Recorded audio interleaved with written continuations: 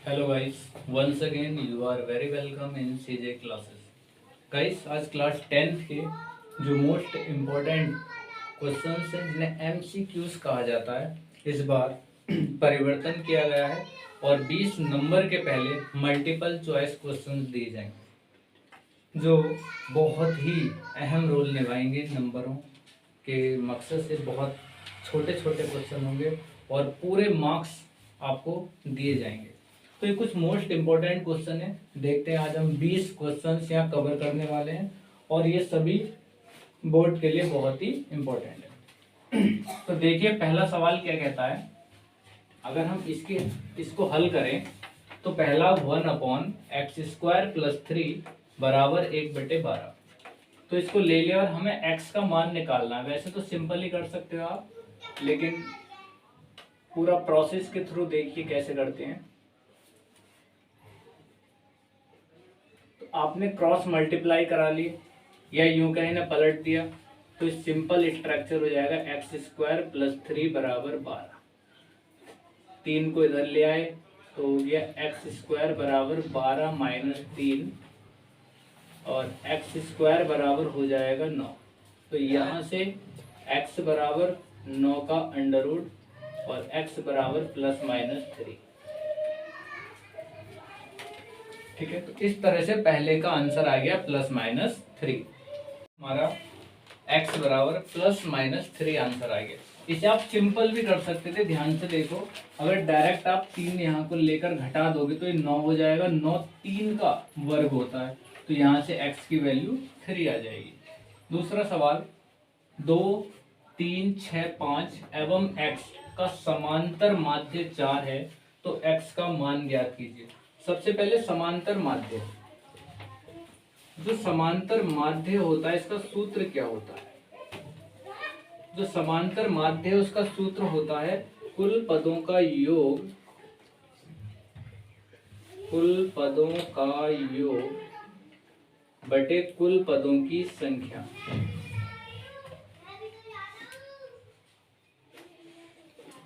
हाँ भाई, याद है सूत्र? बोल भी सकते हो तुम अगर याद है तो तुम्हें। तो कुल पदों का योग बटे कुल पदों की संख्या, तो ये सूत्र होता है समांतर माध्य का। तो ध्यान से देखोगे, पहले संख्याओं को जोड़ लोगे, इन सबको जोड़ के लिख लो। 3 2 5 10 16 और 16 + x। तो कुल पदों की योग की जगह आ जाएगा 16 + x। संख्या कितनी हो गई? 1 2 3 4 5। तो ये हो गया आपका 5 और समांतर माध्य दे रखा है 4। तो क्रॉस मल्टीप्लाई जब कराओगे तो 5 चौक 20 बराबर 16 + x। 16 को उधर ले जाके घटा लोगे तो हो जाएगा 20 - 16 बराबर x। x का मान निकल कर आ जाएगा 4। तो इस तरह से हमने समांतर माध्य भी निकाल लिया। तो ये बहुत ही इंपॉर्टेंट क्वेश्चन है, इन्हें आप बार बार देखते रहें ताकि आप अच्छे तरह से ना अटेम्प्ट कर सकें।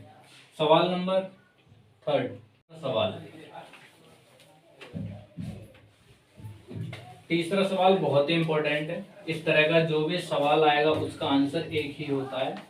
तो जैसे दे रखा आपको साइन 15 डिग्री बटे कॉस 75 डिग्री। तो साइन 15 डिग्री बटे कॉस 75 डिग्री आपको पता होना चाहिए कि अगर हम कॉस में बात करें तो कॉस 90 - थीटा बराबर होता है साइन थीटा। ऐसे ही अगर हम साइन की बात करें, साइन 90 - थीटा तो बराबर होता है कॉस थीटा। ये कुछ फॉर्मूलेज होते हैं जो त्रिकोणमिति में आपको सिखाए जाते हैं, तो इन्हीं पर आधारित ये सवाल है।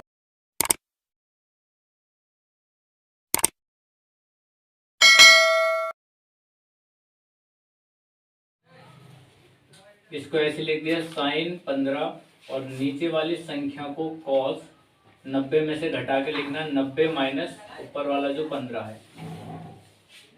तो ये कुल मिला के हो जाएगा साइन 15 डिग्री बटे कॉस 90 - थीटा। अभी बताया कॉस 90 - थीटा तो होता है साइन थीटा, और थीटा जो पीछे लिखा होता है तो नीचे भी हो जाएगा साइन थीटा मतलब 15। इससे ये कैंसिल हो गया, बराबर 1। तो ये फेवरेट सवाल है और इस तरह जितने भी सवाल दिए जाएंगे उन सभी का आंसर 1 होगा। आपको ये ध्यान रखना है, इन दोनों को जोड़कर इनका सम 90 होता है, तो डेफिनेट है इसका आंसर 1 ही आएगा। सवाल नंबर 4 कह रहा आंकड़े दिए गए हैं हमारे को और पूछ रहा है बहुलक होगा, तो आपको बहुलक यानी मोड निकालना है।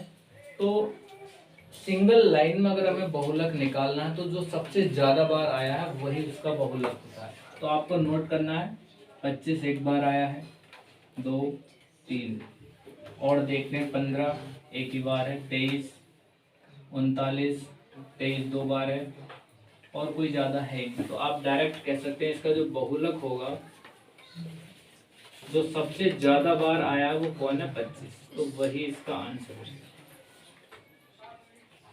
सवाल नंबर 5। सवाल नंबर 5 क्या कहते हैं, हमें माध्यिका निकालना है। सवाल नंबर 5, तो ध्यान से देखते हैं। अब सवाल नंबर 5 में हमें माध्यिका निकालना है और सबसे पहले अगर हम माध्यिका की बात कर लें तो माध्यिका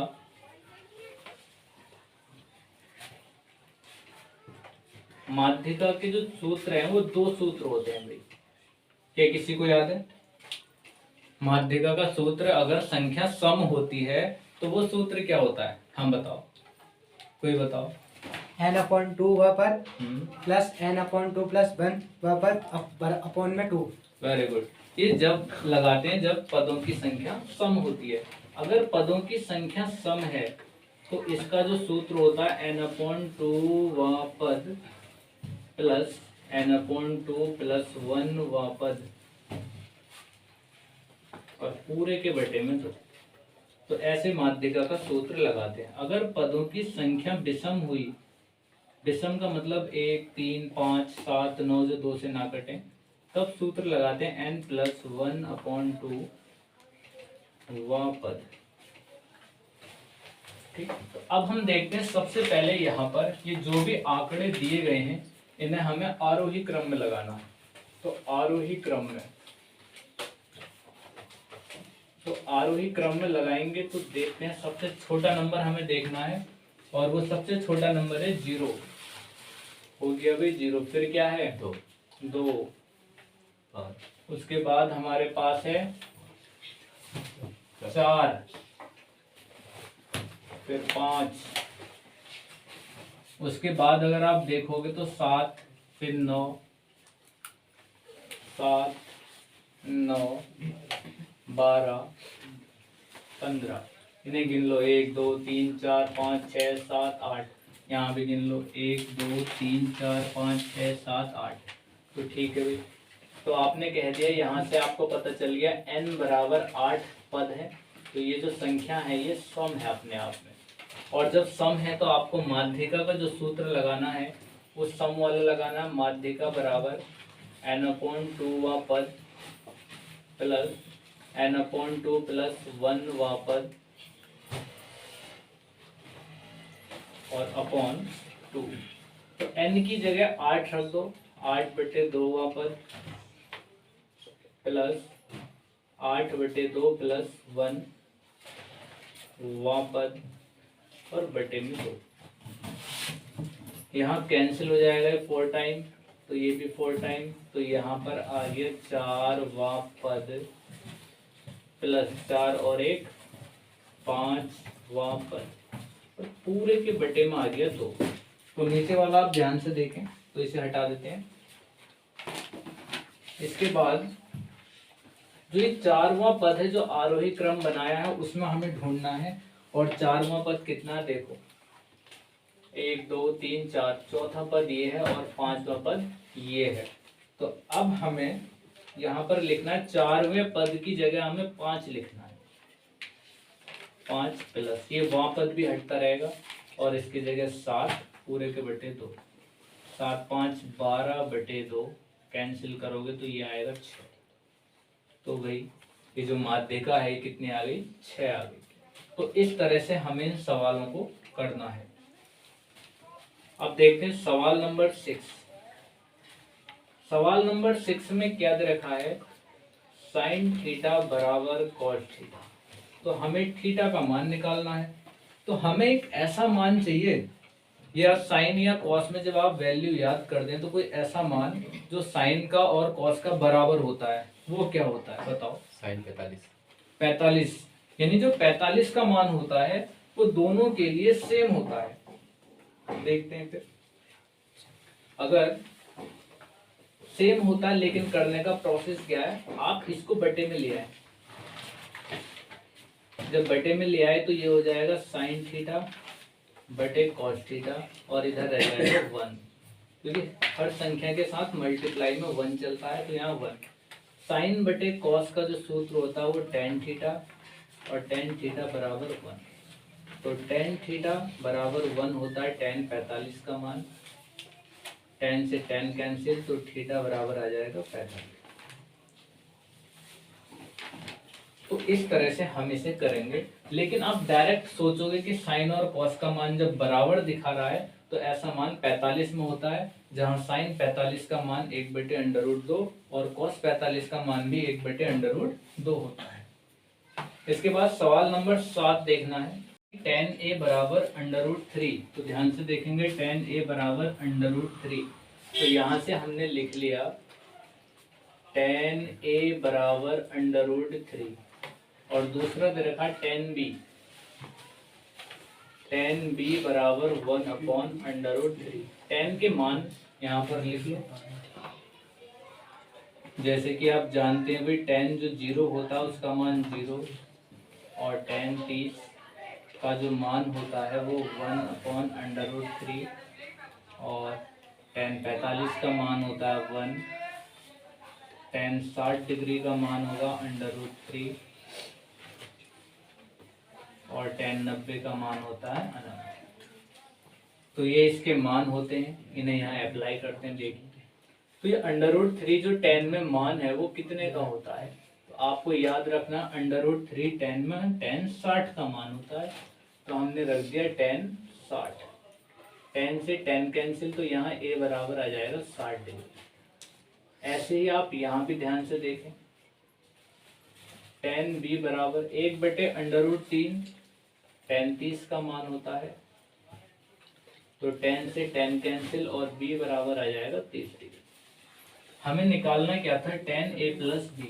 तब आप कहोगे tan a प्लस b, और tan a की जगह 60 प्लस 30, तो ये हो जाएगा आपका tan 90, और tan 90 का मान होता है अनंत। तो इस तरह से आप आसानी से निकाल सकते हैं। सवाल नंबर 8 क्या कह रहा है, यदि एक गोले का व्यास दे रखा है, और जो व्यास दे रखा है वो कितना है, d सेंटीमीटर है, तो त्रिज्या जब आप बनाते हैं तो त्रिज्या जो होती है वो व्यास की आधी होती है, यानी d/2 सेंटीमीटर। तो गोले का जो आयतन होता है वो 4/3 पाई r³ यानी त्रिज्या का क्यूब होता है। तो 4/3 पाई, और त्रिज्या हमारे पास d/2 का क्यूब होगा, तो यहाँ से हो जाएगा 4π/3 गुणा d³/8। तो इसको जब सॉल्व करोगे तो मिल जाएगा आपको 4×2 = 8, तो 3×2 = 6, तो πd3/6, यही इसका आंसर हो जाएगा। तो इस तरह से 8वां सवाल कंप्लीट हो गया। बिल्कुल कोई लॉजिक नहीं, सिर्फ आपको फॉर्मूला याद होना चाहिए। आसानी से आप इसे 1 से 9 तक की प्राकृतिक संख्याओं का समांतर माध्य होगा। बिल्कुल बहुत ही आसान सवाल है, आप आसानी से कर सकते हैं। 9 1 2 3 4 5 6 7 8 9, इसका हमें निकालना समांतर माध्य। अभी समांतर माध्य निकालने का बताया था कि समांतर माध्य बराबर होता है कुल पदों का योग बटे कुल पदों की संख्या। जितने भी पद दिए सबको जोड़ दो, बटे में कुल पदों से भाग कर दो। तो आपका समांतर माध्य निकल आएगा। लेकिन अगर ऑब्जेक्टिव करना है आपको तो आप बिल्कुल आसानी से कर सकते हैं लॉजिक के साथ। और वो लॉजिक क्या होता है, अगर इनके बीच में सेम अंतर है, सेम अंतर चल रहा है, तो आपको फर्स्ट और लास्ट दोनों अंकों को जोड़ देना है। 1 + 9 और उनका आधा कर दो तो आपका आंसर आ जाएगा 5। तो आपका आंसर आ जाएगा 5। बिल्कुल आराम से आप बता दोगे कि समांतर माध्य 5 है। या दूसरा तरीका, आप शुरू की 4 संख्याएं छोड़ दो और लास्ट की 4 संख्याएं छोड़ दो, तो जो बीच की बचेगी वही क्या होगी, समांतर माध्य होगी। तो इस तरह से आप आसानी से देख सकते हैं समांतर माध्य को निकालते समय। सवाल नंबर 10 क्या कहता है? 10 कह रहा है x² / 5 = 20, या यूं कहें x² / 5 = 20। तो 5 की क्रॉस मल्टीप्लाई हो जाएगी, तो x² = 100। तो x² का स्क्वायर हटाएंगे तो 100 के ऊपर अंडर रूट आ जाएगा, और इसे कहते हैं ±10। सवाल नंबर 11, यदि cos θ = 12/13, cos θ = 12/13, तो sin θ का मान ज्ञात कीजिए। तो इसे निकालने के लिए कई सारे तरीके हैं। आप पाइथागोरस से भी कर सकते हो, फॉर्मूले के आधार पर भी कर सकते हैं। जैसे सूत्र है sin² θ + cos² θ = 1। तो आपने क्या करा, sin² θ = 1 - cos² θ, ये सूत्र होता है। तो cos की वैल्यू यहाँ पर रख दी, तो 1 - 12/13 का स्क्वायर, यहाँ चला sin² θ। तो यहाँ से आ जाएगा sin² θ = 1 - 144/169। एलसीएम ले लोगे तो 169 इधर आएगा, 144 सब्ट्रैक्ट करोगे तो 25/169 sin² θ। अब जब इसका स्क्वायर इधर आएगा तो यहाँ से sin θ बराबर मिल जाएगा 5/13।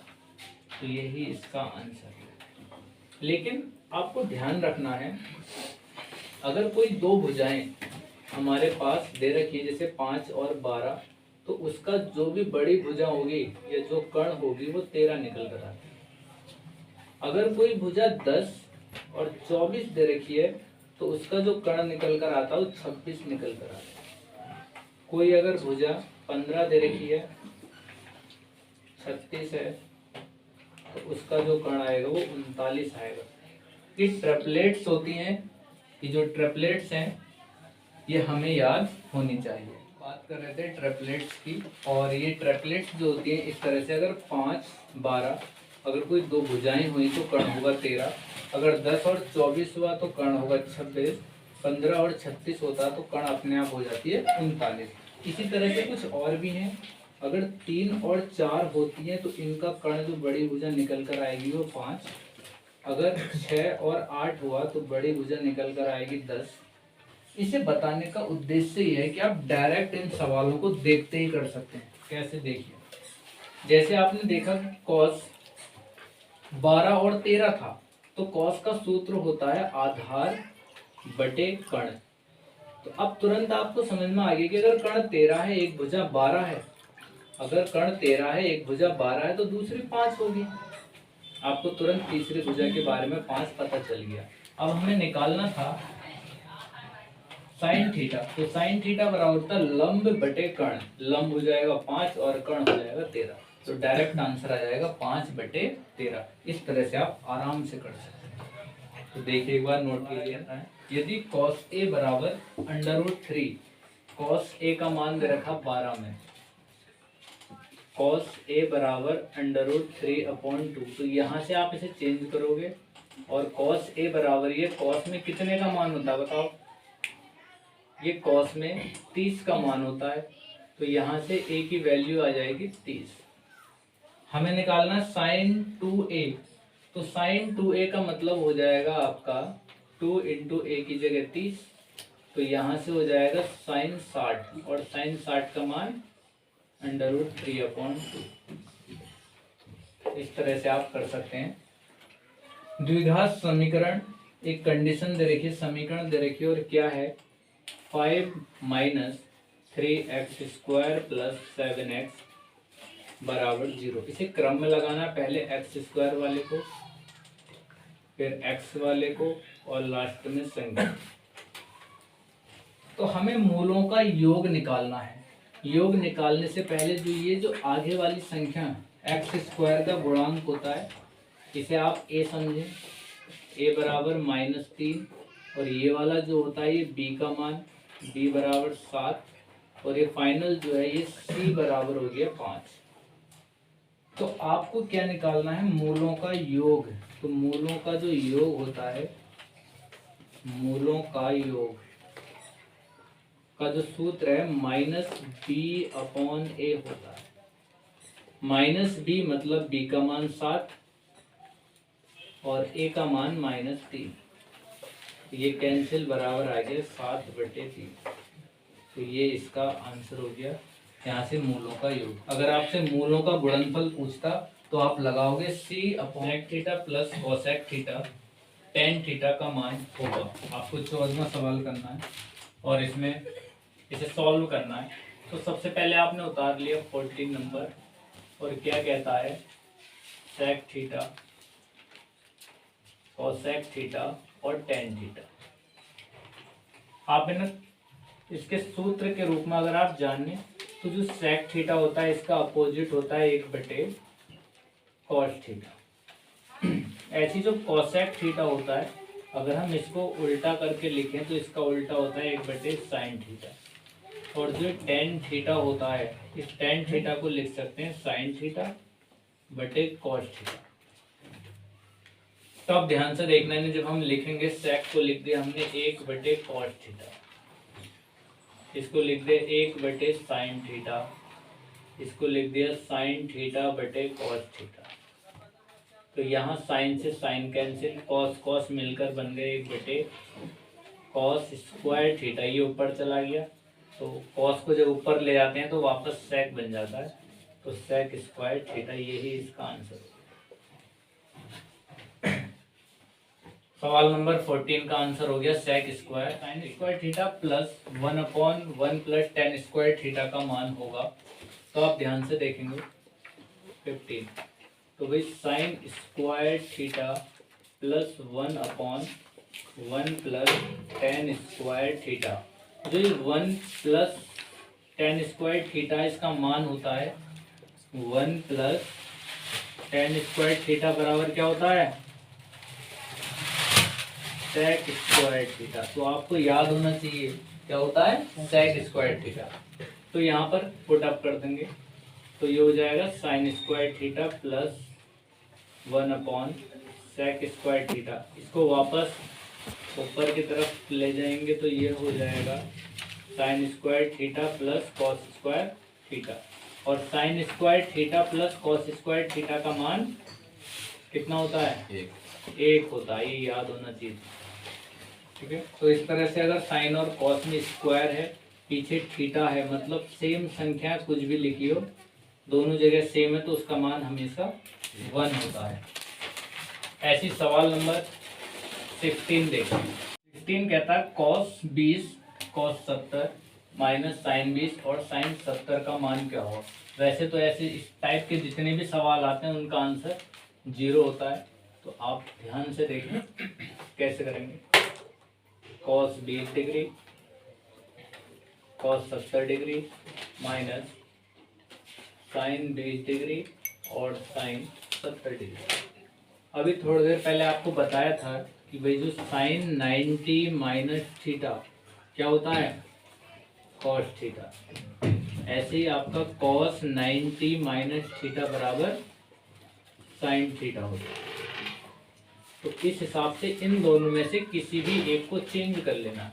अगर आप 20 वाले को करते हैं तो यहाँ भी 20 वाले को ही करना है।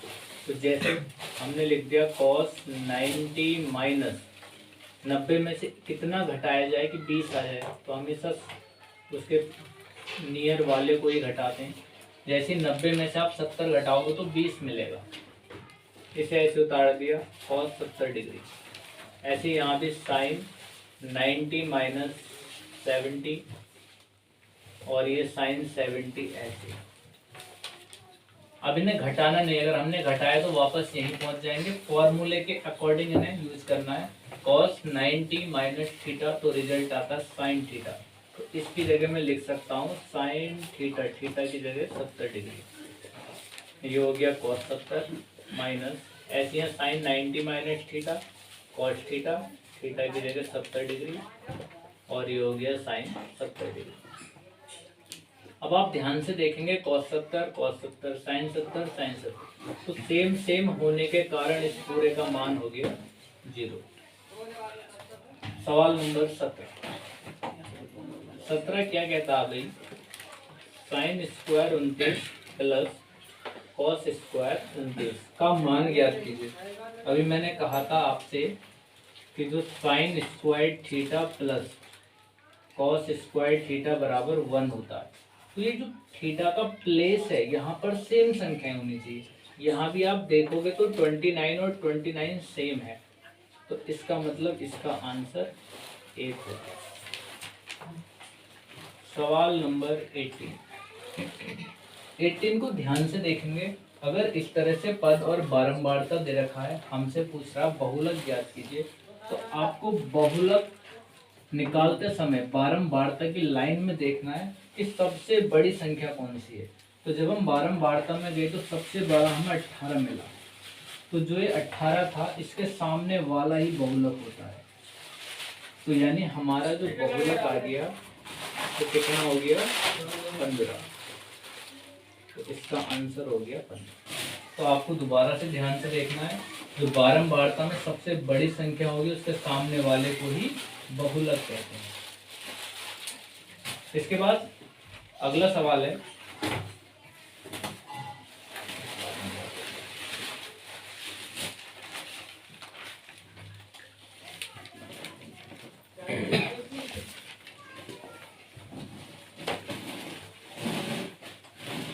कह रहे बिंदु इतने की मूल बिंदु से दूरी ज्ञात कीजिए।